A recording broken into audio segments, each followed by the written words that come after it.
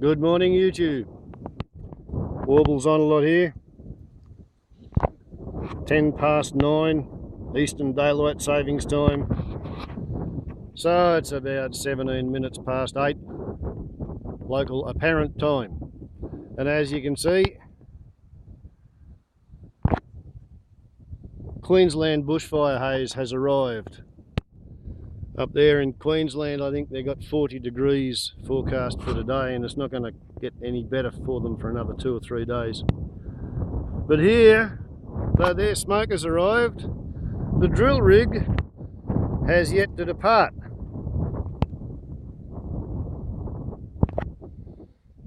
Because while I was off doing the grocery shopping, they were presumably reaching 100 metres sometime around 4:30, 4:45 in the afternoon. So they've just left it till tomorrow morning to do whatever it is that you do when you've successfully drilled down 100 metres and found water.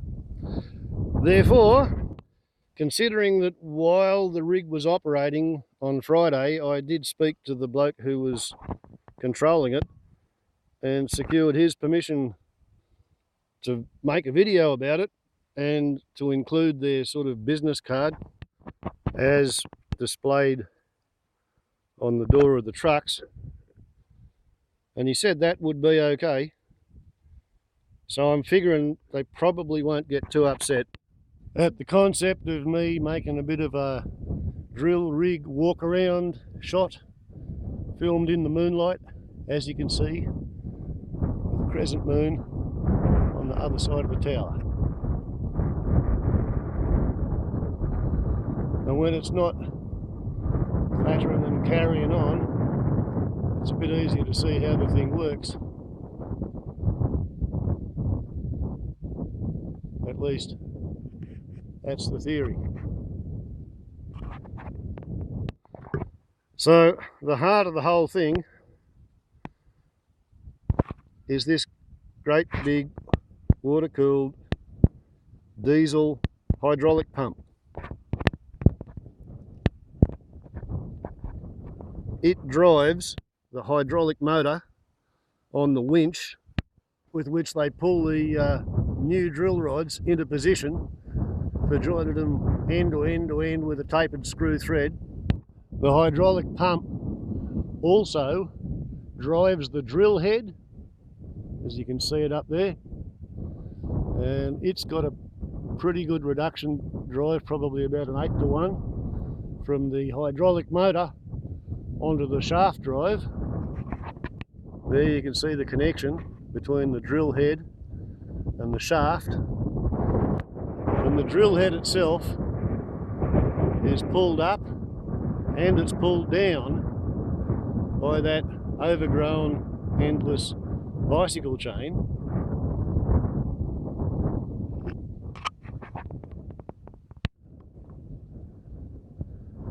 And the bicycle chain is driven by a hydraulic motor. So by the use of this control panel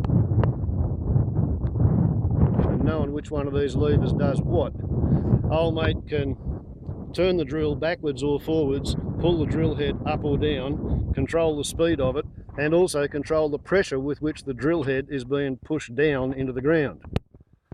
If you've seen the video that I shot when they first started drilling, you'll see that I was absolutely amazed that there was no water supply involved to cool the drill head. That's because this thing uses compressed air with its armoured cage around the hose terminals. The air runs up the girder in a metal pipe, and then you've got the armoured cable again together with the hydraulic motor lines inside a canvas protected umbilical, which allows the drill head to be pulled up and down by the aforementioned chaining of the drive. And the compressed air comes from this Ingersoll Rand 900. And I suppose your guess is as good as mine as to what the 900 stands for.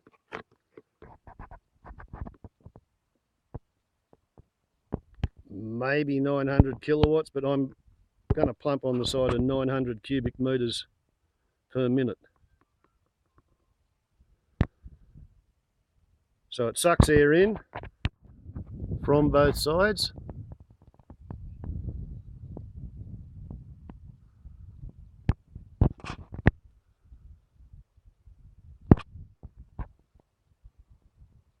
And it doesn't really apparently matter much whether this truck is perfectly levelled or not.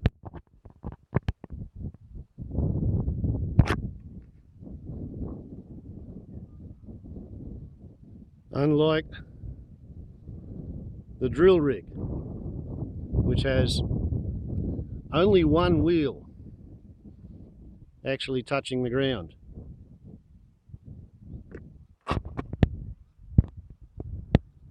Having been levelled in order to get a vertical hole. Okay, so having got our estimated 900 cubic metres per minute of compressed air up to the drill head, it then goes into the end of that blue painted pipe, which, as I said, has a tapered thread engaging with those tapered threads, greased on the end of the drill rod, which, as you can see, has flat sides machined onto it, so you can get a hold of it with a Stilson's wrench and make sure it's extra tight at the join and blown down through the centre of the drill bit.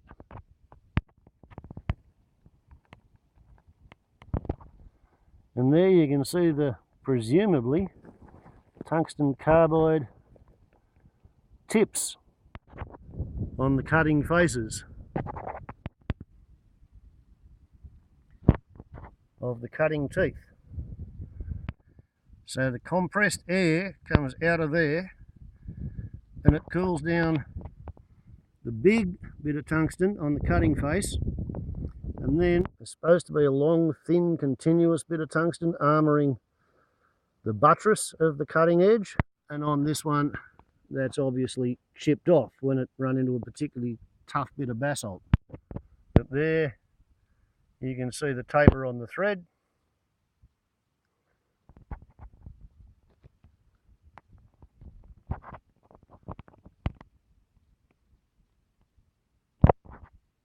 And the teeth. It would be nice if I could sort of pick it up and turn it around and show you a better view of it, but I'm sort of too well mannered of a ninja cinematographer to be doing that. I haven't actually touched it. Although to get that first shot looking backwards up it, I did lean on their rear number plate. One must be scrupulously polite when videoing somebody else's stuff. Okay, so they blow the compressed air down inside the hollow drill pipe. And then, after cooling the cutting edges of the drill bit, that 900 cubic foot per minute of compressed air blows all the rock chips up in the space around the outside of the drill rod and the inside of the hole that's been created. And then all of the air and all of the rocks comes out through that section of PVC pipe, which, as you saw on Friday's video, blows the rock dust and the air and occasionally chippy, chunky bits of rock out across the landscape. And because there was a pretty strong wind blowing, blown by the force of the compressed air aligned with the ambient wind speed, it goes a surprisingly long way. With, of course, the heavier particles dropping out earlier than the fine stuff. And then after 2.5 hours of painting the landscape with dry rock dust and chips, the water starts coming out in sufficient quantities as to form a sort of a riverine, water sculpted erosion gully across the spoil heap. And although this stuff, sort of basalt sand, it's pretty friable and easy, this stuff, it's kind of setting at close to concrete proportions.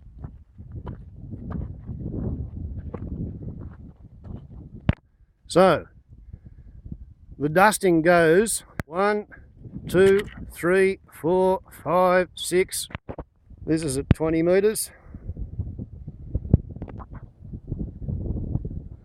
25, 26, 27, 28, 29, 30, 31, 32, 33, 35, 36, 37 metres to the tree, and it's covered in it. Take a bit of a dog leg just to get around the tree.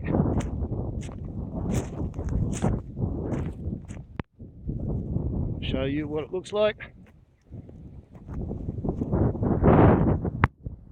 38, 39, 40, 41, 42, 43, 44, 45, 46, 47, 48, 49, 50. Well, here I am 100 metres out, and there's still visible white dusting on the vegetation. Not much. You can see it easily to 75 metres. And if we take a bit of a pan around the horizon, looking back there 180 degrees, there you can see in the middle distance a whole bunch of beehives. So I hope the bees like rock dust for 4 hours or 3 hours. And on the other side of that, that is the roof of the farmhouse of Barilda, and across about there in the centre of the screen you can see the Barilda shearing shed. So that's at 1075 metres. It's probably 10 metres lower down than where I am here. I'm just about level with where the bore's going to be, or where it is.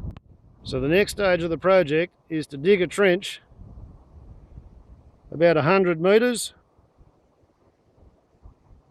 and 20 metres uphill